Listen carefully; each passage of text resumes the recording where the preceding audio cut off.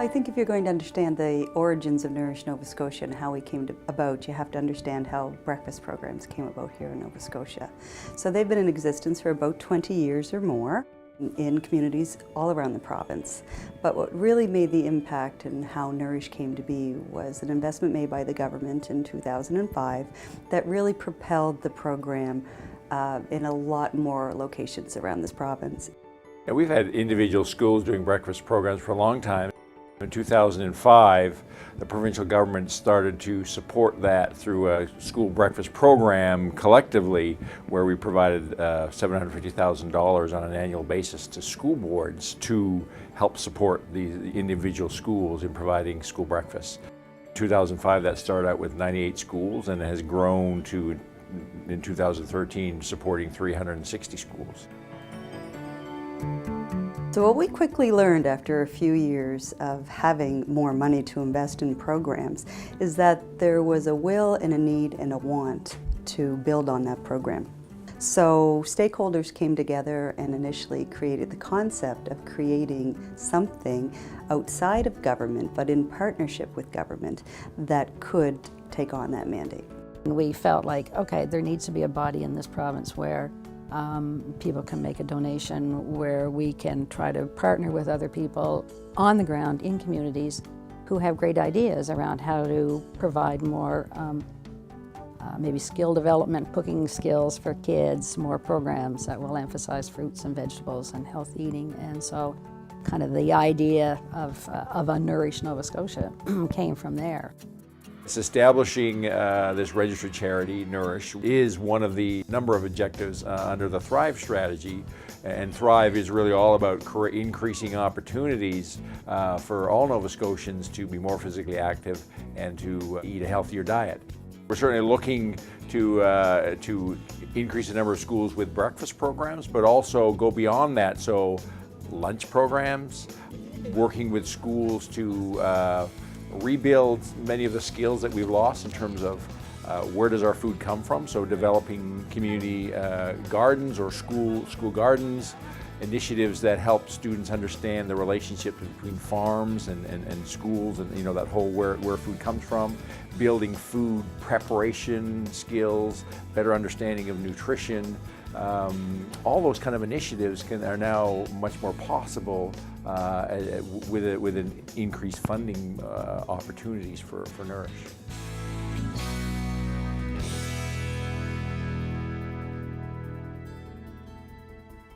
It takes a village to raise a child, and when we look at breakfast programs, they're owned and operated in the communities where they are, and that's really an important feature. So they're diverse. We have standards in place for program operation, how to engage volunteers, what kind of items need to be served, kind of some of the parameters for food safety and all those kinds of things. So those are really important.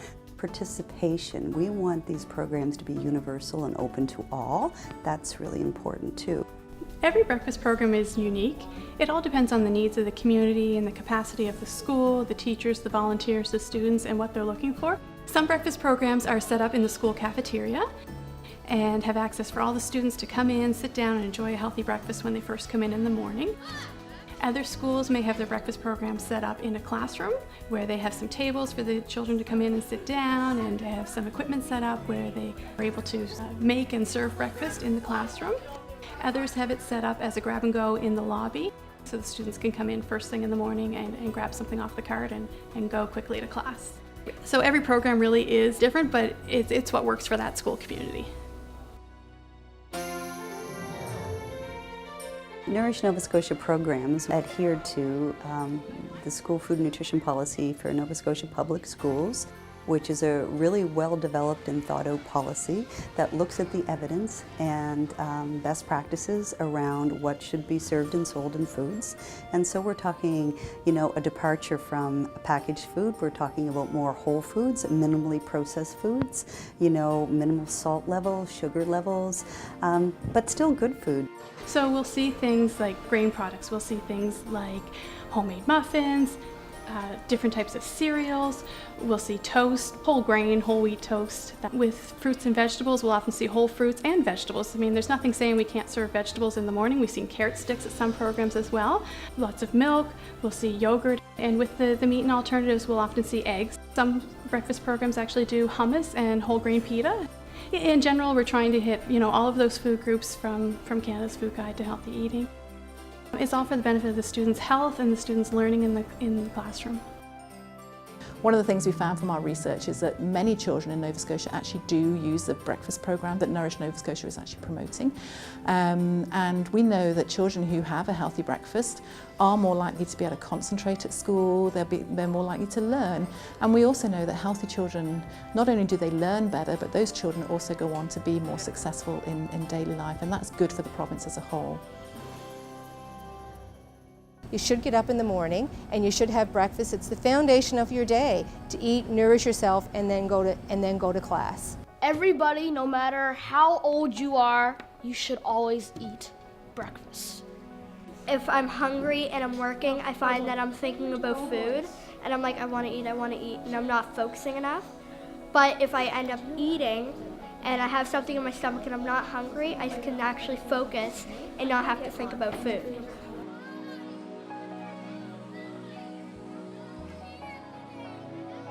We're very lucky because we're volunteer driven, so we have lots of volunteers coming to our school to help. But our volunteers love being here. We have grandparents and parents, and we have some service groups like Rotary and Kiwanis that help out.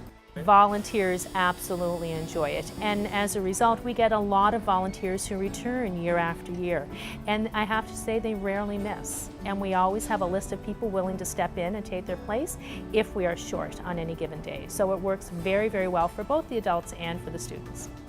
The Learning Center students here at Sackville High have been involved in the breakfast program for quite some time. It's probably been a good 10 years now that we started our cooking program. And they make the muffins and they create the sandwiches that are to be served the following day in the program.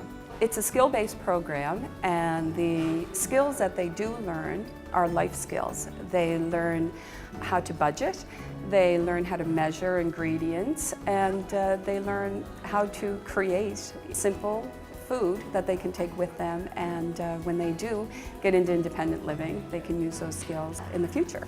I believe in this program. It's so collaborative now that it's energizing for me. I love to see how involved everybody is in this program.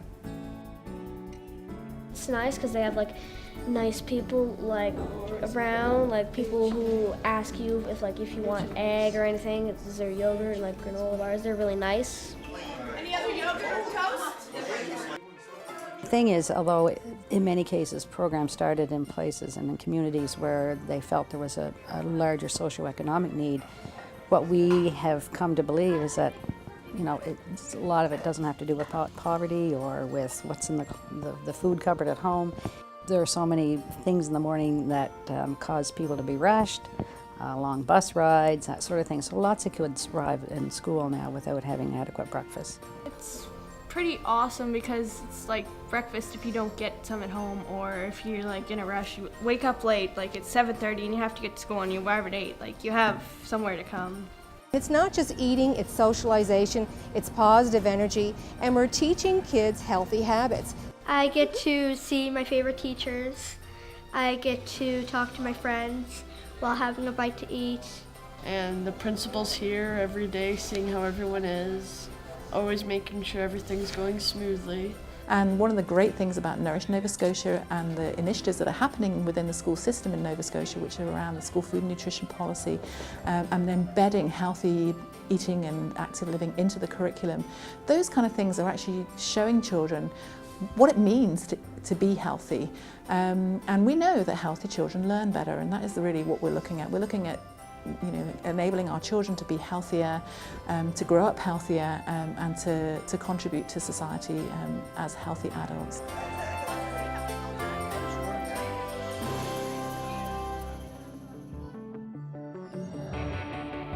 Nourish Nova Scotia allows us now to be a vehicle for people who want to support healthy eating and healthy eating initiatives in the province.